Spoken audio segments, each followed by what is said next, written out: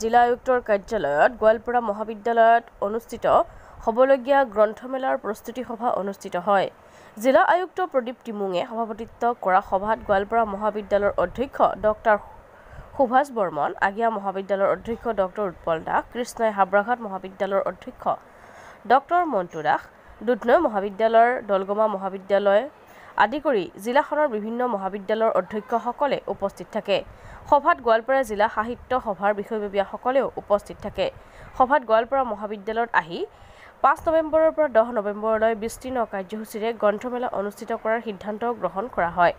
উক্ত গ্ৰন্থমেলাত বিভিন্ন কাৰ্যসূচীৰ বিষয়ে আলোচনা কৰা হয়।